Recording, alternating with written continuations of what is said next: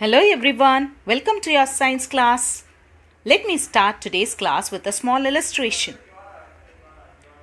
This is Ravi of class 5. He was standing in the line for his morning school assembly. Suddenly, he fainted and fell down. His class teacher rushed to him, took him to the classroom and gave him water to drink. Then she came to know that Ravi had skipped his breakfast. He was given some food and then he came back to normal. What do you understand from this, children? Yes, we should never skip our breakfast and have our food at the right time to get energy to do our daily activities. We know that we get this energy from the food we eat. Our next chapter in science is about energy. In science, energy is the capacity to do work. Let us study about the different forms of energy and their uses in this lesson. We do many of our works in our daily life. Many of them are done physically, like lifting, cutting vegetables, opening the lid, pushing the cart, and playing in the park.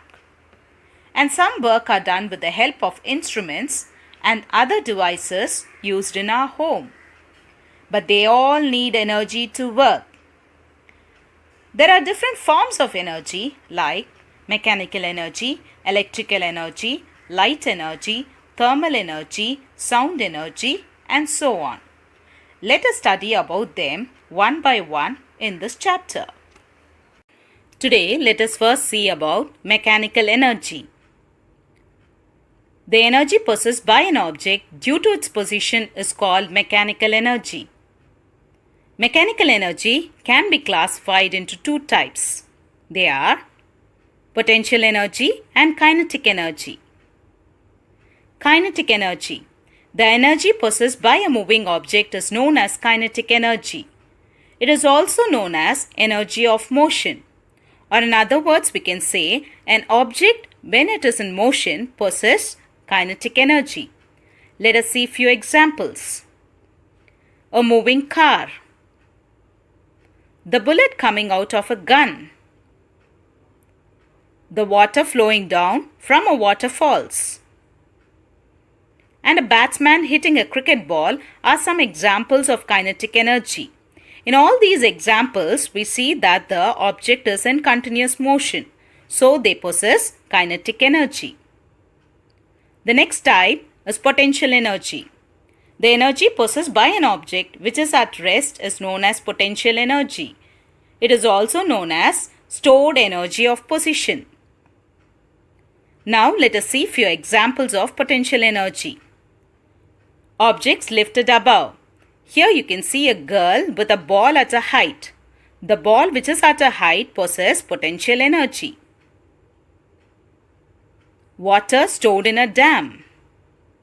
A stretched rubber band and a stretched catapult are some examples of potential energy. In all these examples, we see that the object is at rest which is ready to do some work, so they possess potential energy. As I told you, energy is the capacity to do work. There are different forms of energy. And we saw that mechanical energy can be classified into kinetic energy and potential energy. Now let us see few examples. A moving car. What energy does it possess?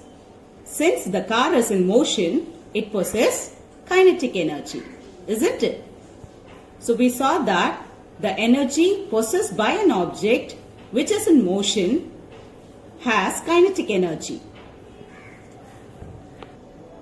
Now I have a ball. When the ball is at rest, it has potential energy.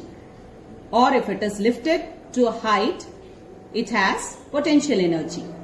When I roll the ball, you saw the ball rolling down, isn't it? So what energy is it? Yes, it has kinetic energy. Here you can see a spring. when the spring is compressed, when I keep the ball on the spring and compress it, it has potential energy. Now watch what I am doing. So when I release it, the ball has kinetic energy. Do you understand, children? When I compress the spring, it has potential energy. When I release it, it makes an object to move. So it has kinetic energy. You can see a rubber band in my hand. When I stretch the rubber band, it is potential energy. When I release the rubber band, you can see that the paper just flew away, isn't it? Now it is converted into kinetic energy. So these are some of the examples of potential energy and kinetic energy. Now let us see the uses of mechanical energy. Mechanical energy can be used to do many works. Let us see some of them. Hydroelectric plants. In hydroelectric plants, kinetic energy of water is converted into electrical energy. The water which falls from the dam rotates the turbine, which in turn activates a generator to produce electricity. There are many hydroelectric power stations located in our country which is used to produce electricity. Windmills. Windmills convert kinetic energy of wind into electrical energy. They also work in a similar way. Tamil Nadu stands first in generating electricity from windmills. Windmills are located in places like Aralvaimuli, Kayatharu and Gudimangalam. Mechanical energy of the hammer is used to apply a force on a nail. When the hammer is lifted, it possesses potential energy. When it is brought down, it is converted into kinetic energy, which apply a force on the nail. Mechanical energy can make a body at rest to move and also bring a moving body to rest. So these are the uses of mechanical energy.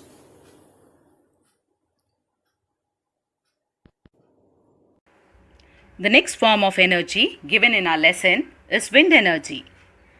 The energy possessed by the wind is known as wind energy. Let us see some of the uses of wind energy. As we saw earlier, the windmills use wind energy to generate electricity. It is only in these days we can see the big ships are run by engines. But in our olden days, the ships sail by the power of the wind. Next, the water sports like windsurfing, sailing, kite surfing, etc., which are very interesting, use wind energy. Next, we can see wind energy can be used for pumping water. In this picture, you can see that the windmill pumps water from the underground and it is stored in big tanks. This water is then used in the field whenever required. So these are some of the uses of wind energy.